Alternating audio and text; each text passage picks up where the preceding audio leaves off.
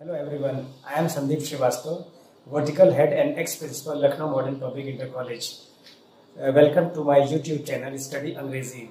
It's a total new and innovative way to comprehend English. I must say the word is comprehending, C-O-M and not C-R-M. What about C-R-M? Cramming, roting और mugging. हम यहाँ पे cramming, रोटिंग और mugging की बात बिल्कुल नहीं करेंगे, जिसका हिंदी का अर्थ होता है रटना।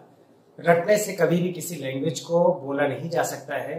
ज़्यादा से ज़्यादा 2-4 वर्ड्स बोले जा सकते हैं, 2-4 सेंटेंसेस बोले जा सकते हैं and then we fizzle out. और यही वजह है कि हम इंडियंस काफ़ी समय तक फ्लुएंटली इंग्लिश को नहीं बोल पाते हैं। ये तरीका इसीलिए निकाला गया है कि हम लोग अपनी मातृभाषा की तरह से इसको फ्लुएंटली बोलते जाएं, फ्लॉलेसली बोलें और हर चीज़ का प्रोनाउंसिएशन भी एग्जैक्ट करें, ज़रा सा भी उसमें फ़र्क ना आए। आपको ताजुब होगा कि केवल 2.5 महीनों में 2 months और hardly 15 days are required to comprehend English. और इसके बाद में हम लोग अगर बात करें दिनों की तो ओनली 75 days आर रिक्वायर्ड। केवल 75 दिनों में हम लोग फ्लुएंटली इंग्लिश को बोल सकते हैं। आपको सुनने में शायद ताजुब हो रहा होगा, लेकिन ऐसा कई स्टूडेंट्स में मैं आजमा चुका हूं और हमारे स्टूडेंट्स की लिस्ट में केवल स्टूडेंट्स ही नहीं हैं, केवल कहना चाहिए कि जो स्टूडेंट्स स्कूल कॉलेज के हैं वही नहीं हैं, बल्कि डॉक्टर्स भी हैं और साथ ही साथ चार्टर्ड अकाउंटेंट्स भी हैं, पुलिस, इवन अगर आपको बताया जाए तो आपको ताजुब होगा कि एसपी साहब भी हमारे स्टूडेंट रह चुके हैं। और they all say that it is not difficult to speak in English. जैसे हम अपनी मातृभाषा बोलते हैं, ठीक उसी तरह से इंग्लिश को बोला जा सकता है। अब बात आती है कि हम शुरुआत कहाँ से करें। शुरुआत ही हम लोग जो करते हैं वो गलत करते हैं कि हम लोग नाउन प्रोनाउन से शुरुआत करते हैं और ज़्यादा से ज़्यादा हम लोग एडजेक्टिव तक पहुँचते हैं।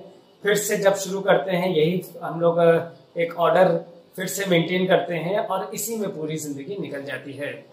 जबकि आपको ताजुब होगा कि बगैर ग्रामर के, बगैर सिंटैक्स के हम इंग्लिश को बहुत ही आसानी से बोल सकते हैं। आपसे अभी बताया कि केवल 75 दिनों में केवल 365 स्ट्रक्चर्स के माध्यम से। सबसे पहला टॉपिक अगर हम देखते हैं तो वो है टॉपिक जिसकी वजह से हम पूरी इंग्लिश को कॉम्प्रिहेंड नहीं कर पाते, and this is only 10th of the total part. केवल 10वां हिस्सा है, 1/10, आई मस्ट से 1/10 of the total part of English. केवल एक 10वां हिस्सा है और उसका नाम है आपका कॉजेटिव वर्ब्स। कॉजेटिव वर्ब्स ऐसे वर्ब्स होते हैं जिसमें कि हम खुद काम नहीं करते, बल्कि हमारा काम होता है और काम करने वाला कोई दूसरा होता है। जैसे कि एक्टिव होता है और पैसिव होता है। एक्टिव के सेंटेंसेस लगभग 60% होते हैं डेली यूज के। पैसिव के सेंटेंसेस होते हैं अराउंड 30%। 60 और 30 मिलकर के होता है 90%। प्रश्न यही होता है कि बाकी के 10% कहाँ गए, और इसी वजह से इंग्लिश बोलने में दिक्कत आती है। हम बीच में रुक जाते हैं, फ्लो ब्रेक हो जाता है और उसके बाद हम बोल नहीं पाते। तो सबसे पहले हम चर्चा कर लें, डिस्कस कर लें कि ये 10% जो पॉजिटिव वर्ब है ये क्या है और इसके कितने टाइप्स है। केवल और केवल 5 टाइप्स है इसके। 5 टाइप्स में जो कि मुश्किल से आप एक आधे घंटे के पीरियड में आप कॉम्प्रिहेंड कर लेंगे और इससे आपका 10% कवर हो जाएगा। तो आप समझ सकते हैं कि इंग्लिश कितनी इजी है। एक आधे घंटे में, ज्यादा 1 घंटे में आप 10% कवर कर लेते हैं, तो बाकी के 90% कवर करने में कितना समय लगेगा। अब बात आती है कि पहला टाइप क्या है। पहला टाइप है SMOV। SMOV, S का मतलब है सब्जेक्ट, M से है मेड, O से ऑब्जेक्ट और V से है वर्ब।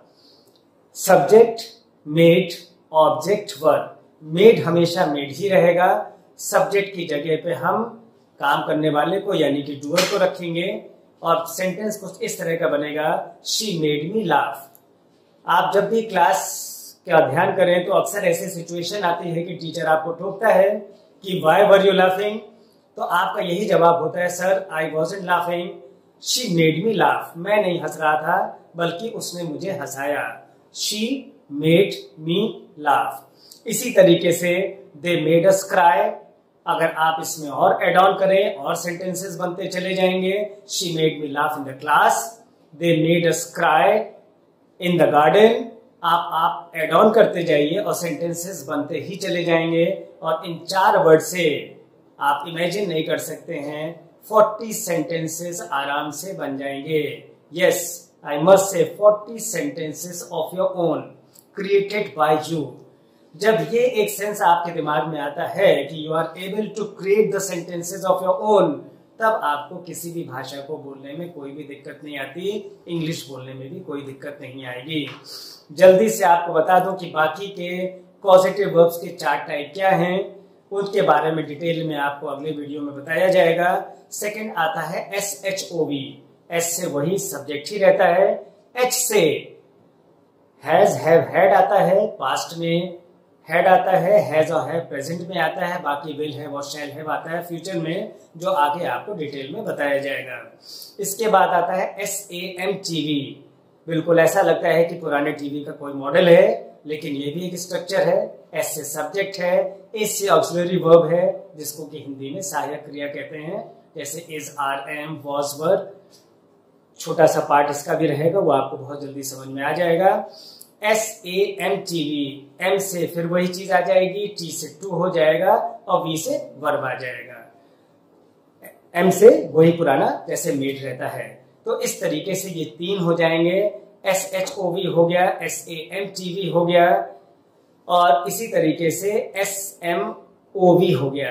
बाकी 2 भी आगे आपको बताया जाएगा। और इस तरह से कुल मिलाकर के आप केवल 5 स्ट्रक्चर से पॉजिटिव वर्ब का, जो कि 1/10 ऑफ द एंटायर इंग्लिश है, उसको आप कॉम्प्रिहेंड कर लेंगे। So I must say keep watching, keep learning, all the best. Audio Jungle.